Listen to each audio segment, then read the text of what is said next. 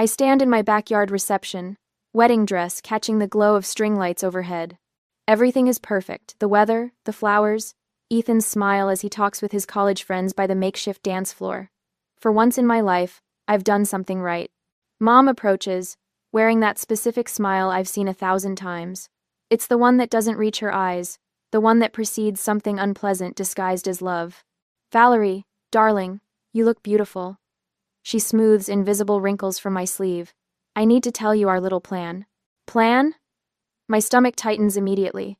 There shouldn't be any plans on my wedding day beyond what Ethan and I had arranged. We've decided to give the car to Tessa. Mom says it so casually, like she's commenting on the weather or complimenting the caterer. My brain stutters. What car? The Subaru, of course. She gestures across the yard where Ethan's parents stand near a sleek silver Subaru Outback, red ribbon still tied to the door handle. The $22,000 wedding gift they'd presented to us just hours ago. Tessa needs it more than newlyweds with 2 incomes. I glance past Mom's shoulder and spot my sister. Tessa stands 20 feet away in that shimmering silver gown that cost more than my first month's rent. She notices me looking, gives a little finger wave, and jingles what looks unmistakably like car keys. 120 guests laugh and dance around us, completely unaware of what's happening. I don't understand, I say, though I do. I understand perfectly. It's just another Tuesday in the Anderson family. Honey. Mom pats my arm. Tessa's still building her career. You and Ethan are established. It's just a car. Don't make this a thing. The warning in her voice is clear as bells. Across the reception, my new husband notices my expression. Ethan excuses himself from his conversation and starts toward me, brow furrowed with concern. My stomach constricts painfully. It's that old familiar feeling, the same one I've had since childhood, the hollow ache of being overlooked, of being expected to sacrifice. I remember when I was 12, Mom telling me to give my bigger bedroom to Tessa. You're older, you understand, she'd said. And I did understand, even then. I understood that Tessa's wants would always come before my needs. At 18, I worked 2 part-time jobs to buy a used Toyota with 120,000 miles on it. Meanwhile, my parents praised Tessa's academic achievements, never mentioning that her free time for studying came at the cost of my exhaustion. Ethan witnessed this pattern throughout our 7-year relationship. The holidays where Tessa got the newest iPhone while I got bath soaps. The Sunday dinners where Mom served Tessa's favorite meals. The family vacations planned around Tessa's schedule. Now this, my wedding day. Ethan reaches me, his hand gentle on my elbow. Everything okay? He asks, but his eyes say he already knows the answer. Mom turns to a nearby group of guests. Tessa needs reliable transportation. She explains to my former college roommate Madison, who looks utterly bewildered. They have 2 incomes after all. My sister's smug smile burns like acid on my skin. It's just a car, honey, Mom repeats, waving her hand dismissively. My hands begin to tremble, but when I speak, my voice comes out steadier than I expected. Excuse me a moment. I open my wedding clutch, a small beaded thing that barely holds my lipstick and a tissue. Mom watches, confusion clouding her features as I pull out a sealed envelope. You're giving away our wedding gift, Mom? The question cuts through the ambient chatter of the reception. Several heads turn. Ethan stands firmly beside me, his presence solid and reassuring. For the first time, I feel the strength of our partnership as more than just romantic love. This is an alliance. Valerie, this isn't the time or place, Mom hisses, her smile straining. When would be better? After Tessa drives away in our car? I hold the envelope between us. Did you even ask Ethan's parents if you could redistribute their gift? Across the yard, James and Barbara Thompson look over, clearly confused by the gathering tension near their daughter-in-law. Mom's face flushes. This is a family matter. Yes, it is, I agree. And Ethan is my family now. My father approaches, concern etched in his features. He opens his mouth, but remains silent, as he has my entire life when Mom makes these decisions. I open the envelope and remove a single sheet of paper. This is a notarized document stating that wedding gifts cannot be transferred without my consent. My voice doesn't waver. Ethan and I had it prepared last week. You what? Tessa shrieks, car keys clutched in her fist. The reception falls silent, tension spreading like wildfire through the gathered guests. Mom stares at me like she's never seen me before. Maybe she hasn't. I stand rooted in place, the notarized document trembling slightly between my fingers. Mom's face has transformed from confident authority to stunned disbelief. The reception around us grows unnaturally quiet. There's more, I say, my voice stronger than I feel. I reach into my clutch again and pull out my phone. Tessa didn't just show up today expecting our car. Tessa takes a step backward, her silver dress catching the string lights. Val, come on. I unlock my phone and turn the screen toward Mom. She snuck into our garage last night. The photo shows Tessa posing beside the ribbon-adorned Subaru, one hand on the hood, the other holding up a peace sign. The caption reads, "Finally got a ride that fits me." Dad steps forward, his hands raised placatingly. She was just excited about the possibility, Valerie. Don't blow this out of proportion. The possibility? Ethan's voice rises beside me. The possibility of taking our wedding gift without asking? I swipe to another screen, a text exchange between Mom and Tessa from 3 weeks ago. Mom's message reads, "We'll handle it at the reception. Easier to present as decided than to ask permission." Ethan's parents make their way through the small crowd that's gathered. Barbara's face is flushed, her earrings catching the light as she shakes her head.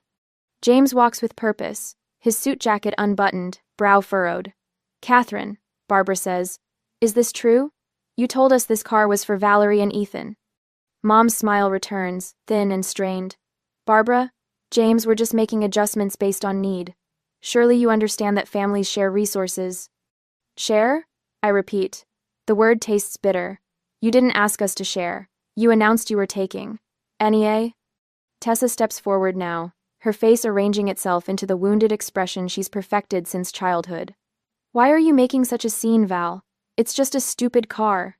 "If it's just a stupid car," Ethan says, his voice level, "then why do you need it so badly?" The whispered conflict has become a spectacle. Guests on the dance floor have stopped moving. The band's saxophone player holds his instrument mid-note, uncertain whether to continue. Mom leans in close, her perfume the same scent she's worn since I was a child suddenly cloying. "You're causing a scene over nothing. Think of the family shame." "Family shame," I repeat. The words unlock something in me. My therapist's voice echoes in my head. Patterns continue until decisively broken. For years I've nodded along to this truth while doing nothing about it. But standing here in white lace, I suddenly see with perfect clarity what my future holds if I back down again. This isn't about a car. It's about respect. It's about the life Ethan and I are building together. I remember our pre-wedding conversation, sitting on our living room floor, surrounded by half-packed moving boxes. "We need boundaries," Ethan had said, holding my hand. "Your family will keep taking until there's nothing left." I'd agreed then. Why is it so hard now? Because it's easier to surrender than to stand firm. Because I've built my entire identity around being the responsible one, the peacemaker, the daughter who understands. Tessa takes advantage of my momentary silence. "Mom's right. You're embarrassing yourself." "We're not running a charity, Tessa," Ethan says. His tone isn't unkind, just matter of fact. James steps forward and takes the notarized document from my hand. He reads it carefully, glasses perched on the end of his nose. "This appears legally binding to me," he says, handing it back. From the corner of my eye, I spot Madison discreetly holding up her phone, recording Mom's reaction. Our wedding planner moves among the guests, gently redirecting their attention toward the dessert table. Barbara places a steady hand on my shoulder. The weight of it surprises me, not heavy, but grounding. "Valerie, dear," she says, "what would you like to happen now?" Mom's eyes narrow. She would like to stop embarrassing us and behave like family. "No, Mom." The words come easily now. "I'm ending the tradition where Tessa gets whatever she wants, and I'm expected to smile about it." I pull a second envelope from my clutch, smaller, unmarked. This is a notice documenting unauthorized access to our property. Tessa entered our garage without permission to take photos with a car that doesn't belong to her. Dad steps between us. "This is a wedding, not a courtroom," he pleads, his voice cracking slightly. "Exactly," I reply. "So maybe we stop treating theft like love." The words hang in the air, true and painful and necessary. Mom's mouth opens and closes. For once, she has no ready response. I feel a hollow victory. My eyes burn with unshed tears, not from sadness, but from the sheer exhaustion of 31 years of this pattern, finally breaking. Ethan's arm encircles my waist.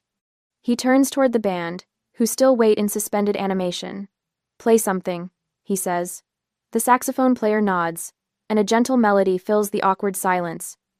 Ethan guides me away from my family, toward the dance floor. "You okay?" he whispers. "I'm not. But I will be. That car looks better on us anyway," I say, and the smile that breaks across his face is worth every uncomfortable moment. Behind us, I hear Tessa's voice rising again, but it sounds different now, distant, less powerful. Mom's hushed tones no longer carry the authority they once did. They're just voices now, not commandments. As Ethan and I move slowly across the dance floor, wedding guests gradually return to their conversations. The moment passes, but something fundamental has shifted. I catch Barbara's eye across the reception. She raises her champagne glass slightly, a silent toast. James stands beside her, nodding once, firmly. For the first time in my life, I've chosen my own path instead of the one laid out for me. The weight of expectation lifts slightly from my shoulders, and I stand taller in Ethan's arms as we reclaim our wedding day, one dance step at a time. 2 days later, I woke up to the ping of my phone. Not the gentle good morning text from Ethan I've grown accustomed to, but a barrage of notifications. My stomach tightens as I unlock the screen. Tessa's Facebook post glares up at me. "Some people love cars more than family. Praying for those who measure love in dollars instead of memories." The comments pour in beneath supportive friends, distant relatives, and of course, Mom, praying for those who forget where they came from. Family should always come first. Ethan stirs beside me. "What is it?" I turn the phone toward him. His jaw tightens as he scans the screen. "They're trying to rewrite history," I say, scrolling through more notifications. A family group text has erupted overnight, cousins and aunts expressing concern about my behavior at the wedding. "Aunt Deborah, Valerie, we're all worried about you. This isn't like you." Uncle Robert, "Wedding memories should be treasured, not ruined with petty arguments." Ethan takes the phone from my hand and sets it face down on the nightstand. "Let them talk. We know what happened." My phone buzzes again. Madison has sent a link to a GoFundMe page. The title makes my blood boil. "Left carless by betrayal. Help a sister start fresh." The description is worse. My sister and her husband decided on their wedding day that they needed a second car more than I needed my first. Help me overcome this family betrayal and get back on my feet. 2. "She's raised almost $400 already," I whisper. Ethan's laugh surprises me. "People are paying to be part of the drama." I refresh the page. A new donation appears, $15 from someone named Reality, with the comment, "Maybe get a job instead of a handout?" A startled laugh escapes me. The sound is foreign to my ears, almost rusty from disuse.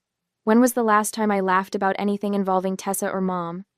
"We should just ignore all this," Ethan says, pulling me closer. "It's exactly what they want to drag us into their narrative." My phone rings. The wedding photographer, Linda. "Valerie? I wanted to give you a heads up. Your mother called asking me to delete some photos from the reception. Specifically, the ones showing your conversation by the gift table." My hand tightens around the phone. "And?" "I told her those photos belonged to you and Ethan. She wasn't happy." "Thank you for letting me know. I'll send everything to your secure cloud folder today, including the raw files." After we hang up, Ethan is already dressed and pulling out his laptop. "We need to document everything. Screenshots of all the posts, texts, and GoFundMe. Everything." I nod, finally understanding what's happening. This isn't just about a car. It's about the story they're trying to tell, one where I'm the villain, the ungrateful daughter who turned her back on family. Ethan pauses. "I think we should change the locks, just in case." "They wouldn't just walk into our house," I say, but even as the words leave my mouth, I know better. Boundaries have never existed in my family. "Better safe than sorry," Ethan says, already searching for locksmiths. The doorbell rings 3 hours later. Through the peephole, I see Mom and Dad standing on our porch, Mom clutching her purse with white knuckles. "They're here," I called to Ethan in the kitchen. He appears beside me, squeezing my shoulder. "Ready?" I take a deep breath and open the door. Mom's eyes are red-rimmed, tears threatening to spill. I can't believe my own daughter would humiliate me like this. Dad steps forward, hands spread in a placating gesture. "Your mother hasn't slept since the wedding, Valerie." "Neither have I reply, but for different reasons." They follow us into the living room. Mom perches on the edge of the sofa like she might flee at any moment. Dad stands behind her, hands on her shoulders. After everything we've done for you, Mom says, voice trembling. All the sacrifices, all the support. This is how you repay us?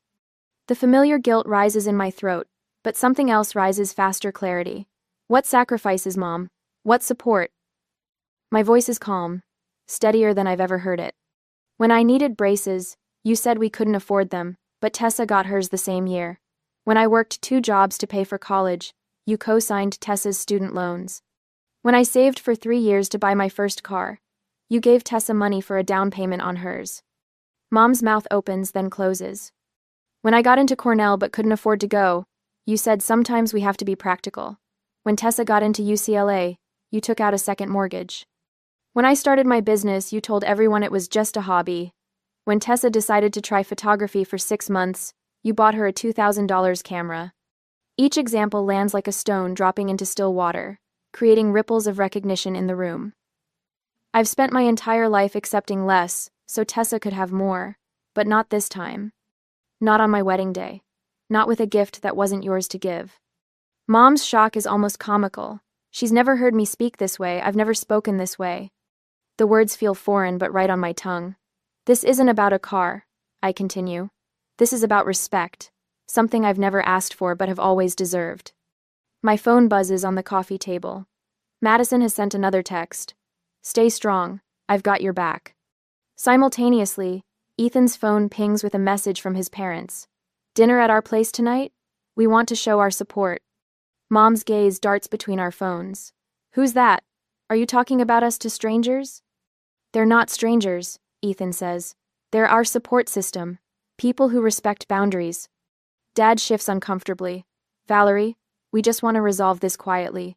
Family matters should stay in the family. I agree, I say. And Ethan is my family now. This isn't you, Mom whispers. Someone's turned you against us. I stand, suddenly tired of the circular conversation. I need you both to leave now. Mom's eyes widen. We drove all this way. Without calling first, I interrupt. Another boundary crossed. Family doesn't treat family this way, Mom says, her final weapon. I meet her gaze steadily. Exactly my point. That's why this needs to change. For the first time in my life, I see genuine uncertainty in my mother's eyes. The realization that her usual tactics, tears, guilt, family obligation have lost their power. Dad glances at Mom, then back at me. I catch something in his expression, a flicker of understanding, maybe even respect. When the door closes behind them, Ethan wraps his arms around me. You did it. My phone buzzes again. My therapist. Emergency session available this week if needed. We need to document everything, I say, moving to the laptop. Every text, every social media post, every phone call. Ethan nods, already pulling up the wedding video. We'll save it all, just in case. Together we draft an email to the entire family, setting clear boundaries for future contact. No unannounced visits, no public shaming. No manipulation through other family members. What if they ignore it? Ethan asks. Then we have decisions to make. I saved the draft, not quite ready to send it. We spent the evening creating contingency plans. If the harassment continues, if they show up at work, if they contact Ethan's family again. For the first time, I feel ahead of the game instead of desperately playing catch-up. The next week, I fold another sweater and tuck it neatly into the suitcase sprawled across our bed. Ethan stands at the closet, pulling down a stack of jeans. Ready for the great escape? He asks, a wry smile playing on his lips. It's not an escape, I correct him, but there's no bite in my words. It's a strategic repositioning. The Pacific Coast Highway beckons a spontaneous week-long road trip we'd discussed for months but never committed to. Now, the timing feels perfect. Not running away, but moving toward something better. Did you install it? I ask, nodding toward the garage. A tracking device is in place, Ethan confirms, and the dash cam is recording. If anyone tries anything with the car, we'll have evidence. The contested Subaru, our wedding gift that Mom and Tessa tried to appropriate, has become more than transportation. It's a symbol of our boundaries, our marriage, our united front. I never imagined my first major marital challenge would involve defending our property from my own family. Good. I check my phone. confirming the scheduled email that will deliver our boundary statement to the entire family tomorrow morning. We'll live well instead of fighting. That's the best revenge. Ethan pauses, coming to stand beside me. Are you sure you want to do this? It feels like we're sneaking away. That's exactly what we're doing, I admit, touching his arm. But not because we're afraid. Because their emergency isn't our emergency. While Ethan finishes packing, I double-check our home security system. New cameras cover the front door and driveway. Locks changed 3 days ago. Mail forwarded to a P.O. box. It feels excessive, but Mom's escalating behavior has forced our hand. Do you think they'll notice we're gone before the email hits? Ethan asks. I glance at my phone. 3 missed calls from Mom already today. They'll notice, I say. But by then, we'll be watching the sunset from Big Sur. The doorbell rings. My spine stiffens. Ignore it, Ethan says, zipping the suitcase closed. The doorbell chimes again, followed by insistent knocking. My phone buzzes with a text from my coworker, Lisa. Your mom and sister are here at the design firm. They're asking for you. Should I tell them you called in sick today? My throat tightens. They're at my workplace. What? Ethan takes the phone, reading the message. That crosses a line. Another text arrives. Your mom is crying. Tessa's telling everyone you're destroying the family. I sink onto the bed, the room spinning slightly. Mom's turning on the waterworks for my coworkers. Ethan's face hardens. They think they can manipulate you through your job. Lisa sends a final message. Catherine just told my supervisor that you're having a nervous breakdown, and the family is concerned. Hot anger floods my veins, burning away the initial shock. She's trying to undermine my professional reputation now. While I call my supervisor to explain the situation, Ethan checks his own phone and swears under his breath. The GoFundMe, he says, showing me the screen. It's reached $3,000.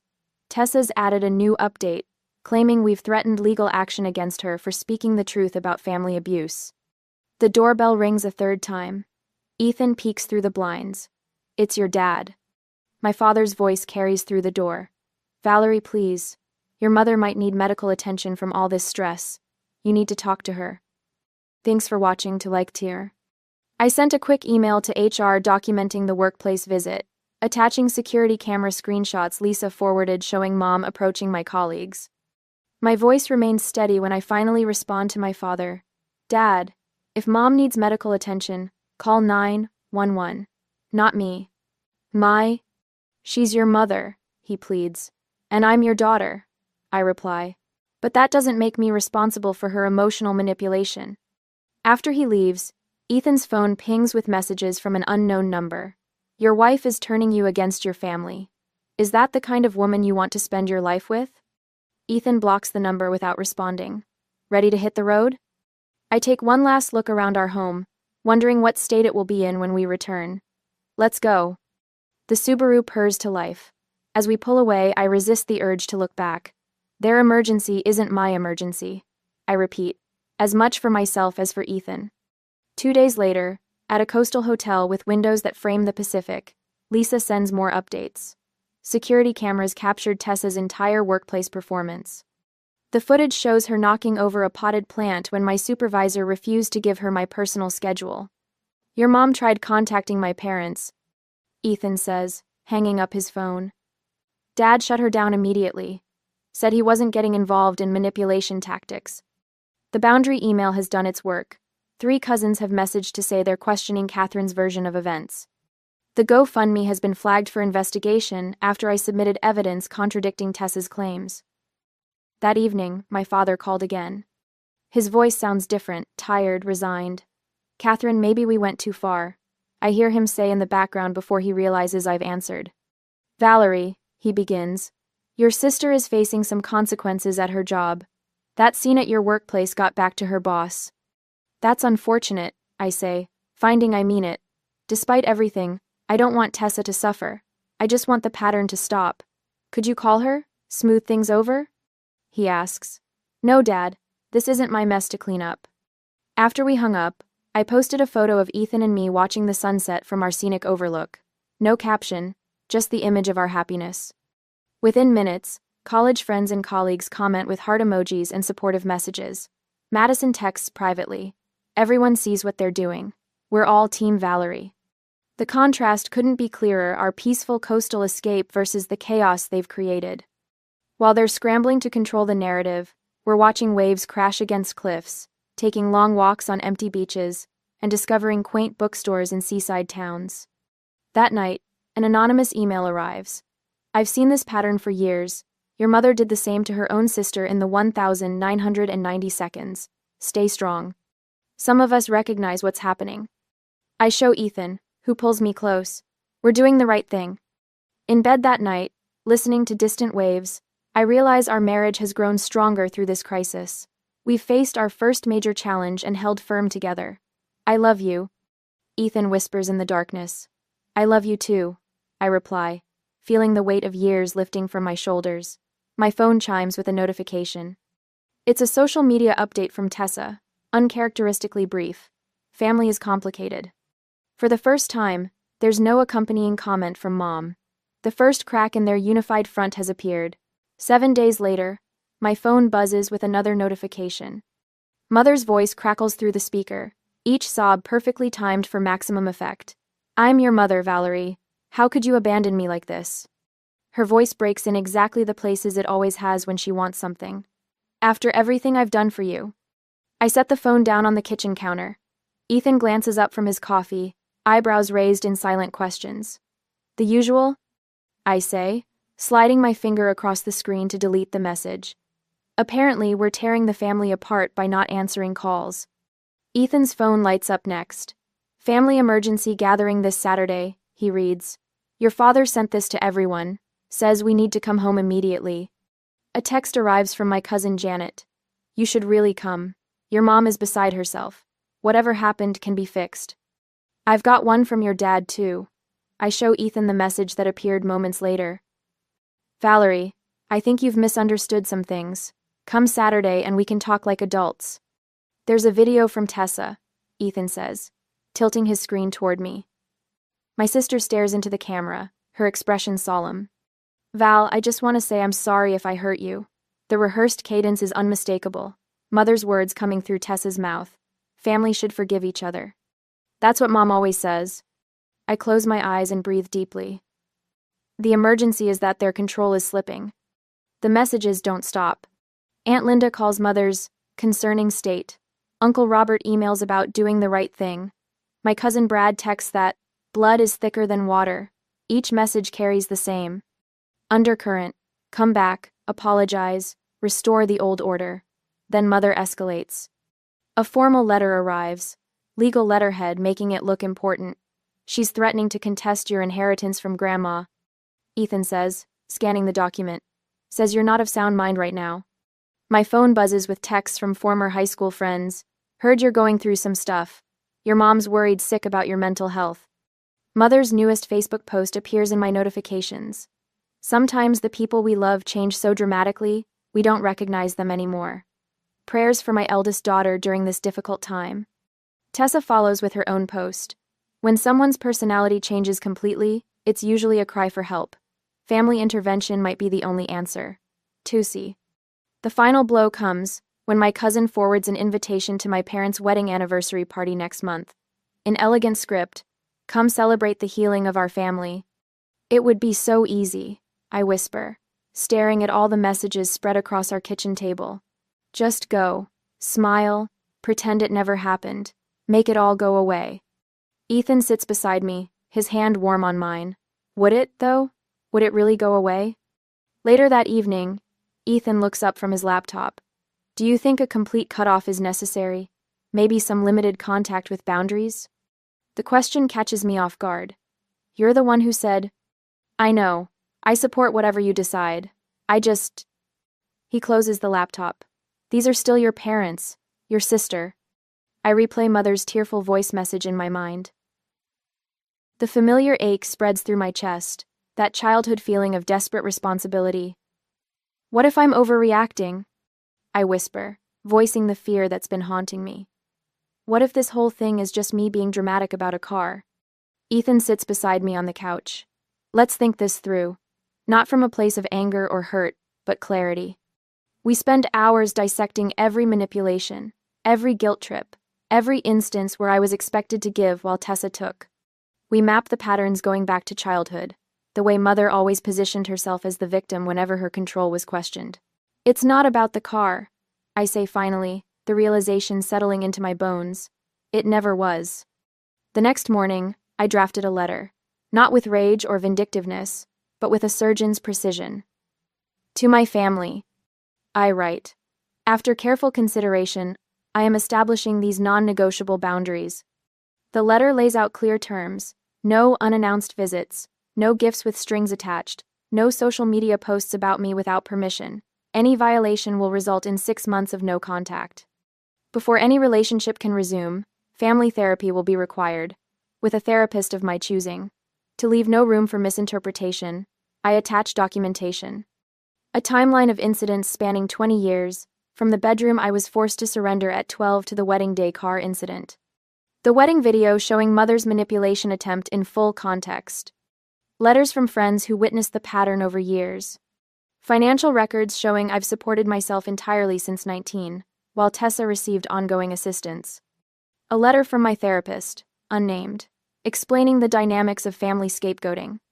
With Ethan beside me at the DMV, we transfer the car registration solely into our names. We're not responding to the emergency summons. I tell Ethan, as we prepare to deliver our response. We do this on our terms. The package arrives at my parents' house on Thursday morning, 2 days before their planned emergency gathering. Copies simultaneously land in the mailboxes of every extended family member who had pressured us to reconcile. Mother calls within an hour, her voice shrill with shock. What is this? You can't possibly expect. Those are my terms, I say calmly. I'm not angry. I don't want revenge. I want peace. Tessa posts a mocking screenshot of my boundary letter on Instagram. By evening, she deleted it after multiple family members commented that her post proves my point. Uncle Robert calls, his tone subdued. I had no idea things were this bad, Valerie. Aunt Linda texts, we won't be attending the intervention on Saturday. The most surprising call comes from my father. I've been reading through your timeline, he says, his voice uncharacteristically quiet. There are things here I didn't see happening under my own roof. A long pause. We should have done better by you, Valerie. 2 days later, Mother leaves a voicemail, her voice smaller than I've ever heard it. I might have been unfair sometimes. I just wanted the best for both my girls. Ethan forwards me Tessa's latest Facebook rant. Must be nice when Mom stops defending you after 30 years of always taking your side. The family emergency gathering is cancelled. The anniversary party invitations are revised without mention of family healing. The threatened legal action regarding my inheritance quietly disappears. 3 weeks pass without a single contact attempt, the longest silence in my adult life. On a clear Sunday morning, Ethan tosses me the keys to our Subaru. Where to? I slip behind the wheel, adjusting the mirror. The reflection shows a woman who finally recognizes herself. Anywhere, as long as it's forward. We drive along the coast, windows down. The car that once symbolized my family's control now carrying us toward freedom. The irony doesn't escape me. In losing a family that demanded my constant surrender, I've found myself. The road stretches ahead, endless with possibility. I stand in our garden, fingers deep in soil, planting rosemary beside the thyme. 6 months have passed since the wedding, and here we are, Ethan and I, in our small cottage outside Portland, miles from the chaos we left behind. The graphic design business I launched 3 months ago already has more clients than I can handle. Our rescue dog, Pepper, lounges in a patch of sunlight nearby, her silver muzzle resting on crossed paws. The security system we installed after moving in rarely gets activated these days. Coffee's ready, Ethan calls from the kitchen window. Saturday morning coffee on the porch has become our ritual, along with evening walks with Pepper and Sunday pancakes where we compete to create the most ridiculous shapes. I brush dirt from my hands and breathe deeply. Our home smells of coffee, freshly turned earth, and peace, not the constant anxiety I grew up with. The mail arrives as I'm washing my hands. Ethan brings it in, sorting through bills and magazines before pausing at a pale blue envelope. It's from your mother, he says, hesitation in his voice. My chest tightens momentarily, but the feeling passes quickly. Let me see. Inside is a card with flowers on the front. My mother's handwriting fills the interior. We miss you. Family should forgive. I read it once, smile faintly, then tear it neatly in half. The same dismissive phrase she used at the wedding, but my response couldn't be more different. No rage burns in my stomach. No tears threaten to spill. Just quiet certainty. On our mantel sits a framed wedding photo, the moment of confrontation captured perfectly. Mom's shocked face, Ethan standing beside me, the envelope in my trembling hand. A year ago, that picture would have filled me with shame. Now it reminds me of the day I finally stood up.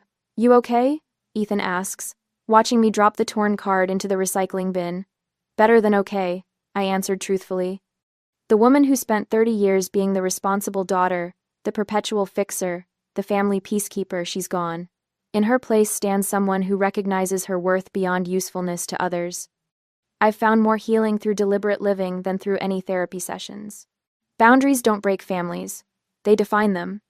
Later that evening, we celebrate what we jokingly call our boundary anniversary, with takeout from our favorite Thai place. Ethan raises his glass in a toast. "To freedom," he says. "To peace," I add. Our new friends Jamie and Mark join us for dessert. These friendships, built on mutual respect, feel refreshingly uncomplicated. Without family drama draining my energy, my career has flourished too. The occasional pangs of loss still come birthdays, holidays, but they no longer control me. "You know what I've noticed," Ethan says as our friends leave. "You stand taller now." Last week, a coworker confided in me about her manipulative sister. I shared my experience without bitterness, recommended resources that helped me, and watched understanding dawn in her eyes. I've started contributing anonymously to an online support group for others breaking generational patterns. It feels like purpose blooming from pain. The next evening, we drove along the Pacific coast in the same car that sparked so much conflict. Now it represents freedom rather than betrayal. I roll down the windows, letting salt air fill my lungs. I used to think home was where I grew up. I tell Ethan as we watch waves crash against rocks below. I spent years trying to earn my way back to a place that never truly welcomed me. The holiday season approaches, but for the first time, I feel no dread. The past isn't erased, it's contained. We park at a coastal overlook as sunset transforms the horizon into bands of orange and pink. I hold the car keys in my palm, feeling their weight, the weight of ownership, not just of a vehicle, but of my life. "Family isn't who you're born to," I whisper as Ethan takes my hand. "It's who stands beside you when the truth comes out." Beyond us, the vast horizon stretches endlessly, promising tomorrow. Have you ever had to draw a line with family to protect your peace? Valerie discovered that sometimes the most loving thing you can do is set boundaries. What would you have done in her shoes? Share your thoughts below.